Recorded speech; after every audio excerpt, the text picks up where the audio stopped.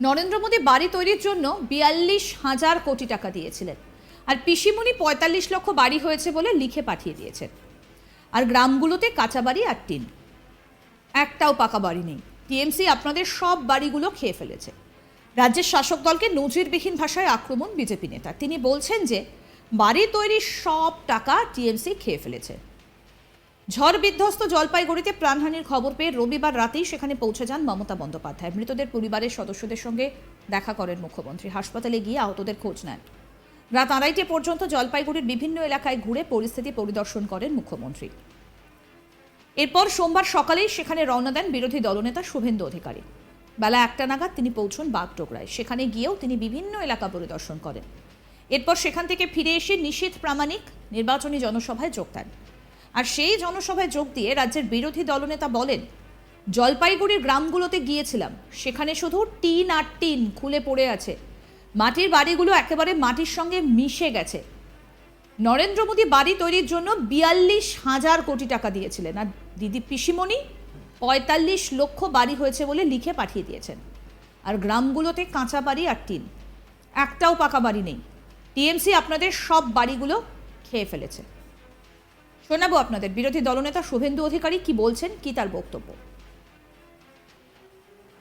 জলপাইগুড়ির গ্রামগুলোয় গেছিলাম, সব রাজবংশী গ্রাম, কি নিদারুণ, শুধু টিন আর টিন উড়ে পড়ে আছে মাটিতে।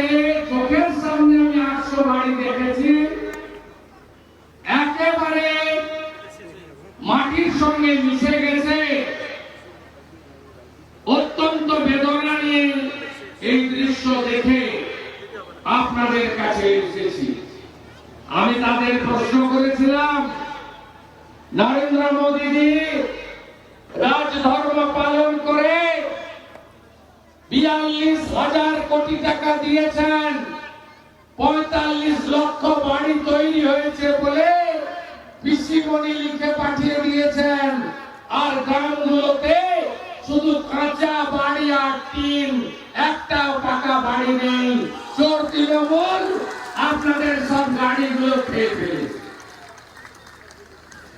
তাই এই নির্বাচনে বদলের ডাক দিয়ে, বিধানসভার বদল, রাজ্যের বদল, তার আগে কোচবিহার থেকে পুনর্বার নিশীথ প্রামাণিককে জয়ী করার আবেদন নিয়ে আপনাদের দুয়ারে আমি হাজির হয়েছি।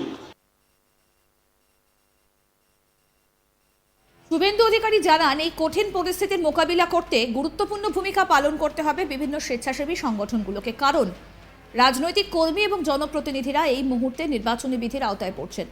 তাই ইচ্ছে থাকলেও বিশেষ কিছু তারা করতে পারবেন না। শুভেন্দু জানান যে ওখানে আমাদের স্বেচ্ছাসেবী এবং জেলার কর্মীরা কাজ করছেন। নির্বাচনী বিধি মাথায় রেখে আমাদের পক্ষ থেকে সাধ্যমতো কাজ করা হচ্ছে। প্রধানমন্ত্রীর দফতর দ্রুততার সঙ্গে হস্তক্ষেপ করেছে। জাতীয় বিপর্যয় মোকাবিলা বাহিনী উদ্ধারের পাশাপাশি ত্রাণ কাজও চালিয়েছে। জলপাইগুড়িতে প্রায় ৮০০ বাড়ি ধ্বংস হয়ে গিয়েছে। বাড়িগুলো টিন দিয়ে তৈরি ছিল। এই সময়ে সরকারের উচিত মানুষের পাশে দাঁড়ানো। আসুন আরেকবার শোনাই কি বলছেন শুভেন্দু অধিকারী। থেকে এই দুর্নীতিগ্রস্ত পার্টিকে শেষ করব। রাষ্ট্রবাদী সংখ্যালঘুরা ঈদের শুভেচ্ছা জানিয়ে একটা কথাই বললাম, তৃণমূল আপনাদের ব্যবহার করে।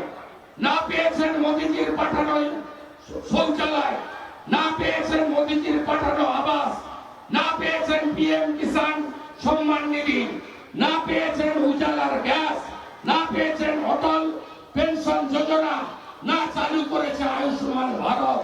আপনাদের মমতা ব্যানার্জি তেজপাতা বলে মনে করে, তরকারিতে লাগে কিন্তু খাওয়া যায় না। তাই দয়া করে এদের হাতে ব্যবহার হবেন না।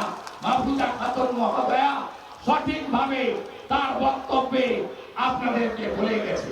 তুফানগঞ্জে যাব, 12 তারিখে আবার দেখা হবে। 4 তারিখে আবির খেলবেন, আর 17 তারিখে জয় শ্রীরামের নামে গোটা কোচবিহার ভরিয়ে দেবেন।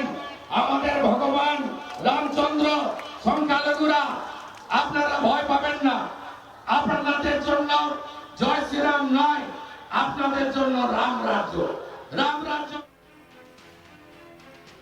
আরও আপডেট পেতে দেখতে থাকুন আজ তাক বাংলার ইউটিউব চ্যানেল, সাবস্ক্রাইব করুন।